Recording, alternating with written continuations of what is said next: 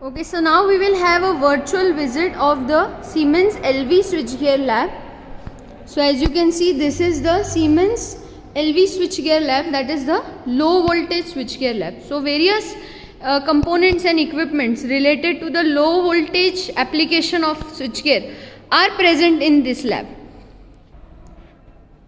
So this is the first kit that we have, that is the Siemens 3WL air circuit breaker. This is the Siemens 3WL air circuit breaker. So basically, circuit breaker is a device that can open a circuit in the event of a fault and it will automatically isolate the circuit. So because this circuit breaker is making use of air for extinguishing the arc, that is why it is known as the air circuit breaker. So as we can see, all the accessories or all the controls are provided on the front panel itself. Like here we can see that these are the push buttons for the operation of the contact. So when I press the open push button, the circuit breaker will open. If I press the close push button, it will get closed. Then here you can see these are the indicators which indicate, right now this indicator will show the condition of the contacts.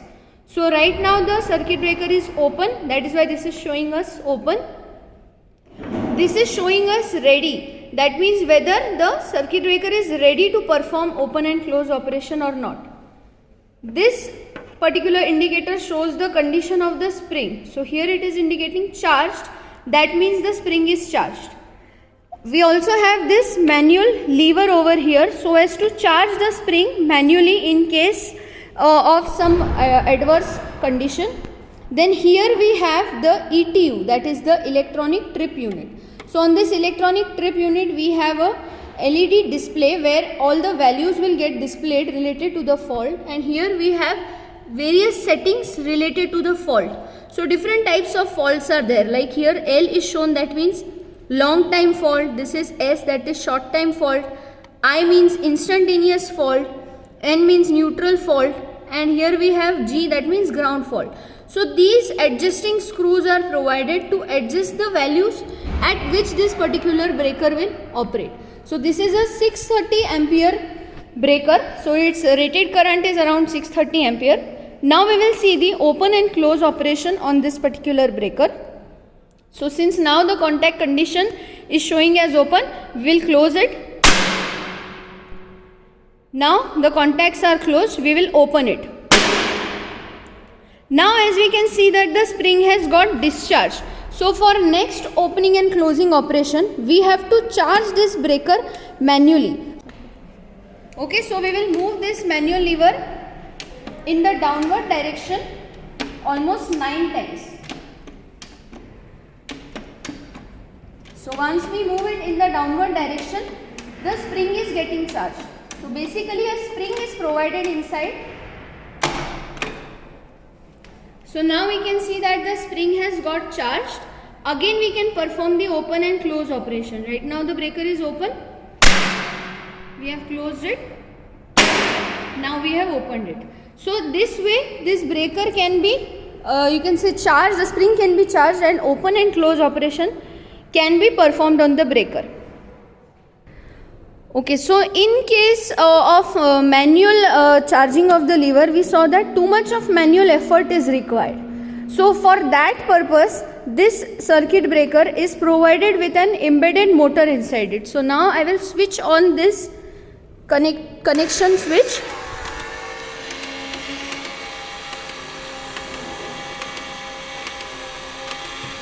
And now you could hear the noise of the motor. So that motor charged the spring automatically. So in case of circuit breaker, mostly automatic charging is provided with the help of motor, and that motor is embedded inside the breaker itself.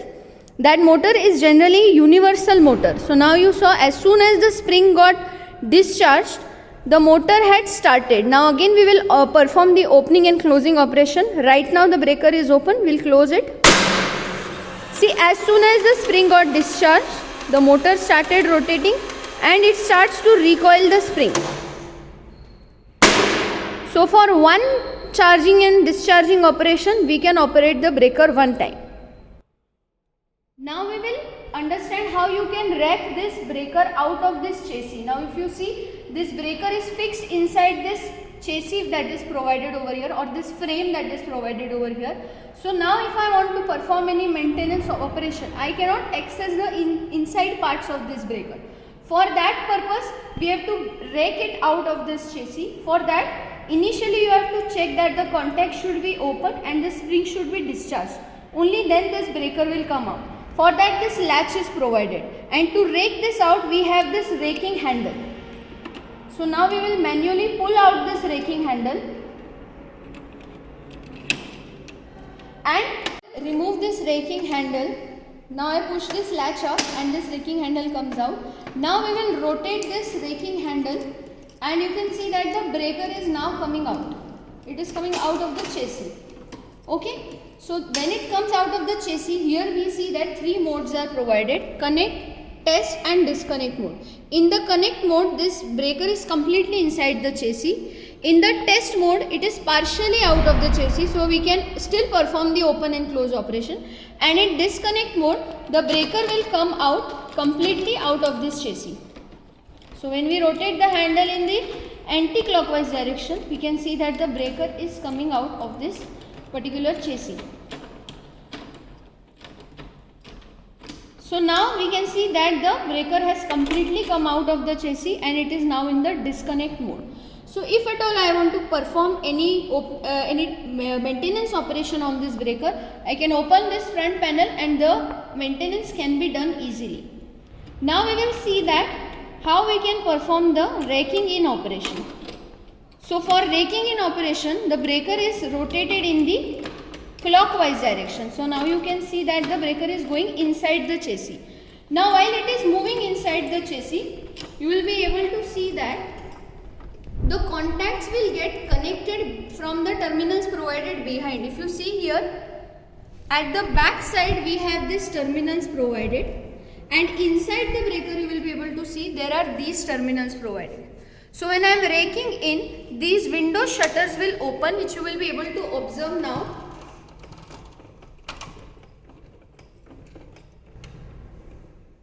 And now the breaker is getting connected completely with the terminals provided at the back side.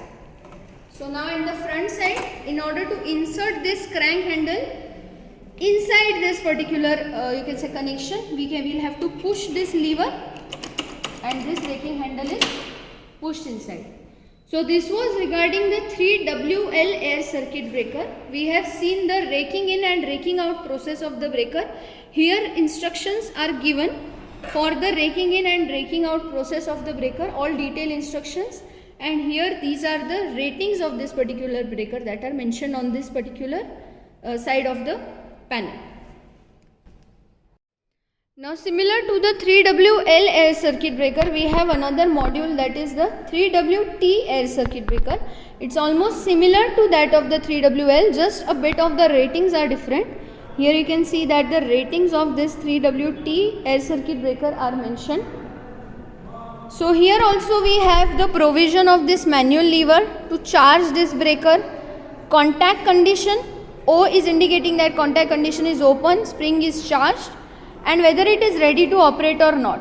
Now we have again these push buttons to operate this breaker.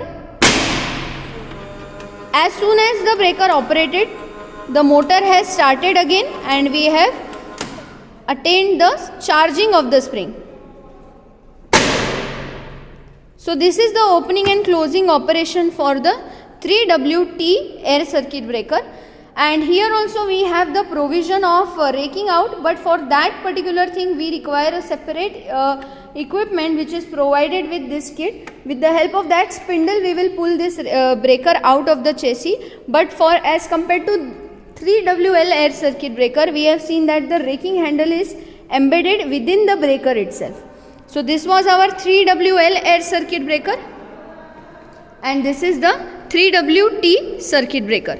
Also the opening and closing contacts are provided here also externally to operate the breaker externally. So on, off and trip indicators are shown over here. Now the next protective device that we have over here is the MCCB, which is known as the molded case circuit breaker. So we have two models of the molded case circuit breaker, MCCB 3VT and MCCB 3VA. So these are the MCCBs. Basically the function of the MCCB is to disconnect or break a circuit in the event of two types of conditions, that is short circuit and overload. So when a short circuit occurs, when two lines get connected to each other by mistake, so in that condition we say that short circuit fault has occurred, and in that case MCCB will disconnect the circuit. So here we can see that three conditions are provided: on, off and trip. So when the MCCB is to be turned on, we put this lever on, and if you want to turn it off, we put it on off condition, and when it trips automatically, this lever comes to the position of trip. This same will be indicated over here by these indicators. Also the ratings of the MCCB are provided here, we can see that, and the various standards are also mentioned here, IEC and EN standards. And this is the 3VA MCCB. So 3VA MCCB operation start and stop buttons are provided over here. So by pressing these buttons, we can operate this particular breaker. So now we will see the start and stop operation for this particular 3VA MCCB. So here we have the push buttons for the same. This is the start and stop push button. This is the on and off indicator. So now it is started, so that is why this green indicator is glowing. Now I press the stop button and now this breaker has stopped. Now again I will press the start button. It has switched on. So these are the on and off push buttons that are provided externally for the control of this particular breaker. And here we can see that on and off are provided in the form of steps. Through this you can say stepping operation. And again the ratings are provided over here, and here we can see that we have these controls, or we can say these adjustment screws to adjust the pickup value of the current at which this particular MCCB will trip. Now the next panel that we have here is the type 2 coordination kit. So in this type 2 coordination kit, various controls to control or to protect a motor are shown. So the first control that we have over here, we have these HRC fuses, that is the high rupturing capacity fuses. So here we can see that the rating of the fuse is mentioned over here on the front face itself, 4 ampere fuse. Now we will be watching a detailed explanation of how an HRC fuse operates and what exactly is inside this HRC fuse.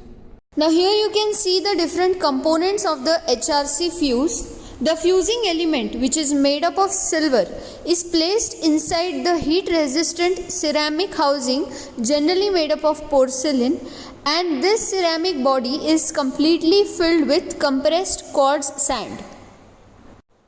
We will now open the HRC fuse and understand what are the various components inside it and also what are the function of those components. So basically this fusing device that we have over here is known as the HRC fuse, that is the high rupturing capacity fuse. Now HRC fuses are different as you compare it with the normal fuses, because HRC fuse has high short circuit current and they give very reliable and very accurate operation. Also they do not deteriorate with age and give consistent performance. So basically this HRC fuse, as you can see, has this heat resistant ceramic body, and inside this ceramic body we place the fusing element. The ends are made up of metal. Mostly copper is used for this incoming and outgoing terminals, and inside this HRC fuse is the fusing element, and this HRC fuse is completely packed with a filling powder that we will see shortly what type of filling powder is used and why it is used. Now here on the front face of this HRC fuse we can see current rating is mentioned, that is 63 ampere, 415 volt is the operating voltage, LNT is mentioned as the name of the manufacturer, the size of the fuse is mentioned, then the breaking capacity of this fuse is mentioned, that is the 100 kilo ampere. That means this is the amount of current. This is the amount of current that the HRC fuse can carry without getting damaged either electrically or either in any physical manner. Then we have this two letters mentioned over here, small g and a capital G. So this 2-digit code that is mentioned over here indicates the application category of the fuse, that is for which particular application this fuse is used.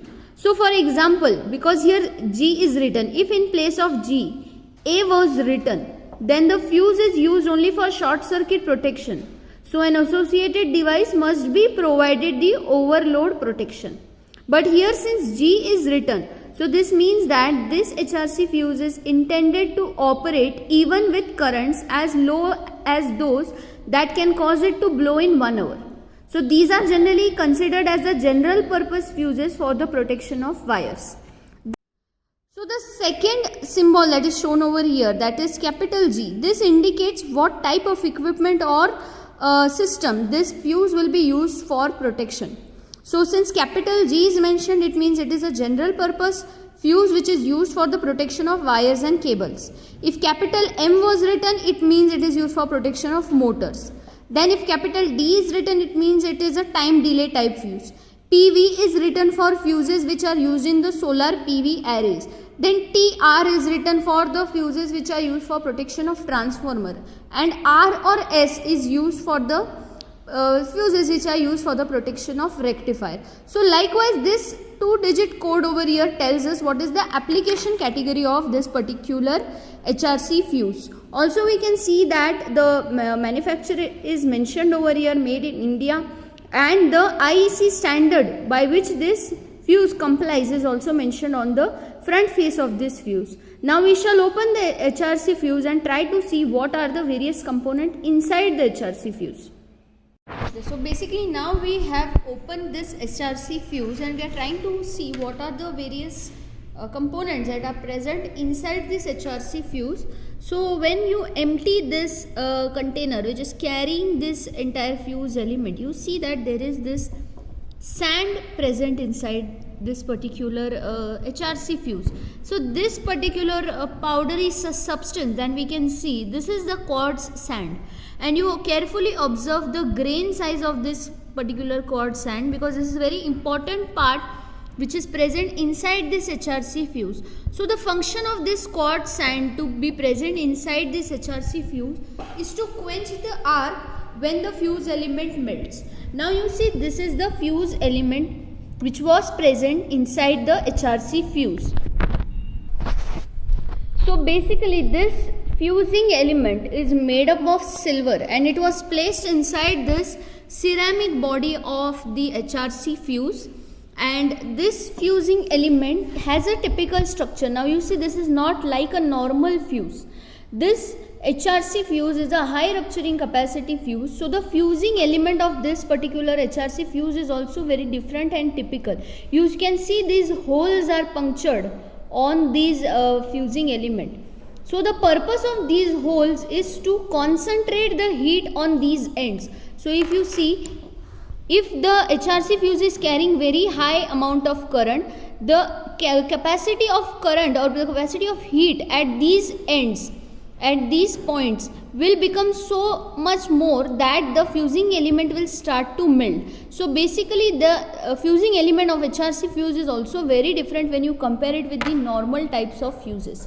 And the function of the quartz sand, as I told you, it is to quench the arc, because when this high rupturing capacity fuse melts due to short circuit, inside the HRC fuse there is you can say an explosion, or there is a spark inside the HRC fuse which occurs because of the melting of this fusing element. So once the fusing element melts, because of the presence of quartz sand, whatever arc is produced, it gets quenched inside the HRC fuse itself, and outside we do not get any spark or any kind of explosion. Now we will try to understand the working of the HRC fuse. The dimensioning of the fuse element and the soldering points are very important. The HRC fuse is filled with quartz sand which has a typical grain size. This sand is compressed via a separate process. Generally there are two types of fault, that are overload and short circuit. If the circuit is overloaded, then the current flowing inside the circuit will heat up the narrow points of the fuse element. This heat will cause the soldering points to melt, thereby weakening the element around the solder point until the fuse gets ruptured. This process can take a few minutes to several hours depending upon the capacity of the current. The effect of short circuit are much more prominent. The high current produced due to the short circuit ruptures the narrow point of the fuse element in a fraction of seconds. The quartz sand which is provided inside the HRC fuse will quench the arc and there will be no arcing. So now we have seen the detail about the HRC or high rupturing capacity fuse. After that we can see that there is a combination of overload relay and contactor provided over here. So basically to protect the motor against short circuit and overload condition, this entire combination of fuse, contactor and overload relay is provided. Fuse protects the motor against the short circuit condition and overload relay along with the contactor protects the motor from the condition of overloading in case the motor gets overloaded.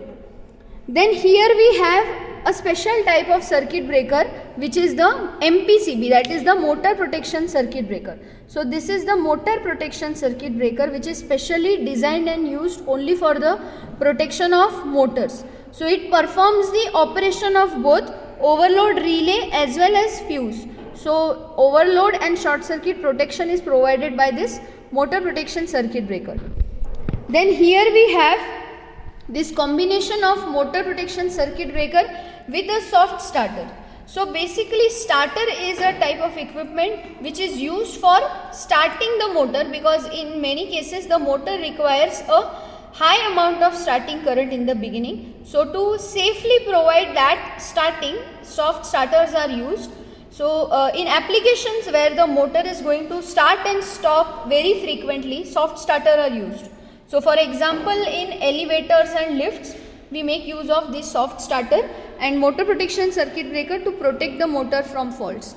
So on this panel here we can see that there is an HMI provided.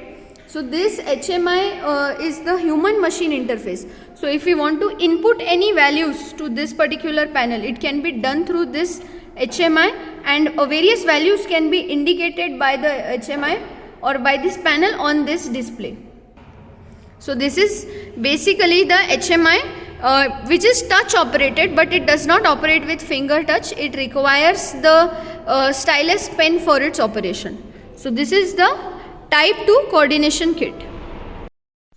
So the next kit that we have is the timer and relay kit provided by Siemens. So here we can understand the functioning of timers and relay. So this is the timer and relay kit provided by Siemens. Here we can see that we have the on delay and off delay timer. These timers can be used in control panels when we require on or off delay. So the first instrument that we have is the on delay timer. So it can be set by using the timer pot. So here we can see at the upper side we have the AC input contacts. At the bottom side we have the NO and NC contacts. So when we enable the on delay timer, we get the operation after a set time delay and the LED light will glow.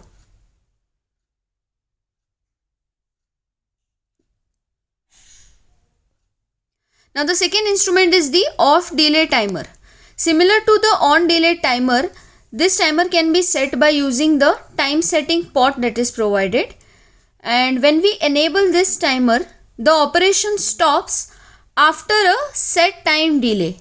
So for a set time delay, operation will remain on and it will turn off after that set delay.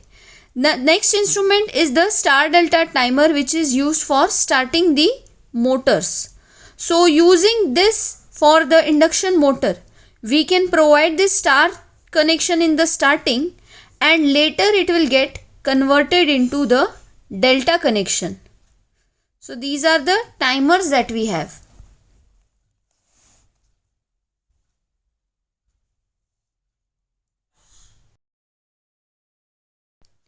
Now next let us see the protective relays that we have. So here we have 3 protective relays.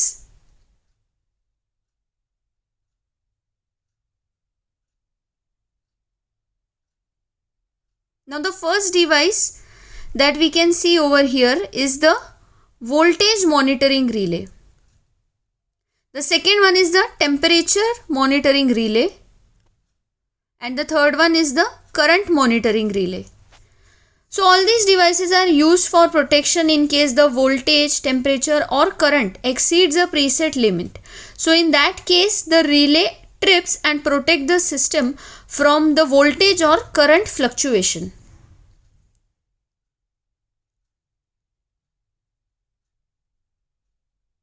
So now the first device is the voltage monitoring relay. Now using the buttons that are provided, the voltage limits can be set. So we can set the under voltage and over voltage points using these buttons. These voltage limits can be adjusted. So when the voltage in the system exceeds this set limit, the relay trips and thereby it protects the system.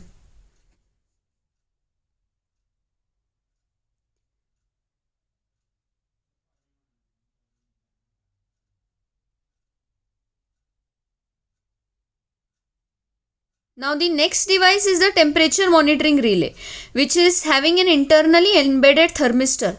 So when temperature exceeds a set point, the relay will trip and it will protect the system.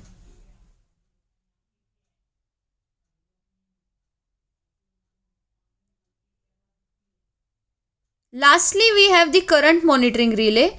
The current monitoring relay, we can set the current, and when there is fault current flowing in the system, the relay will trip and it will protect the system from the fault current.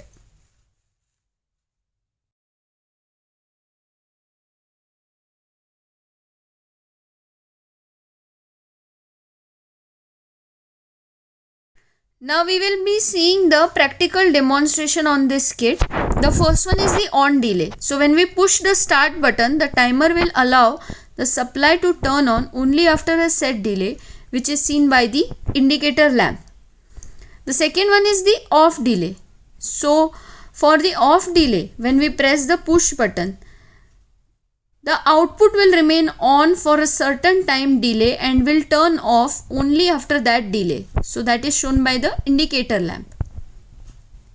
Next one is the star delta timer. When we will push the start button, first it will on the star connection, which is seen by the green indicator, and after set time it converts to delta connection, which is shown by the yellow indicator. Next we have the voltage monitoring relay. Now we have set some voltage and we are increasing the voltage gradually. You can see that when the voltage crosses its limit, the relay will trip and the indicator will start going. So now we are increasing the voltage and we can say that the relay has tripped and the indicator is glowing. Now the next that we have is the thermistor controlled temperature monitoring relay. So here the temperature has been set, and when we gradually increase the temperature, after a preset value of temperature is reached, the relay trips and you can see that the red indicator has started to glow.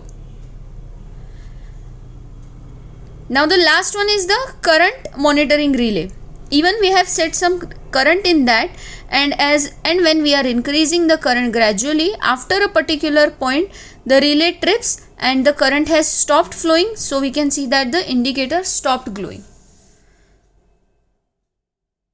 So this was the in detail operation of the timer and relay kit, which is provided by the company Siemens.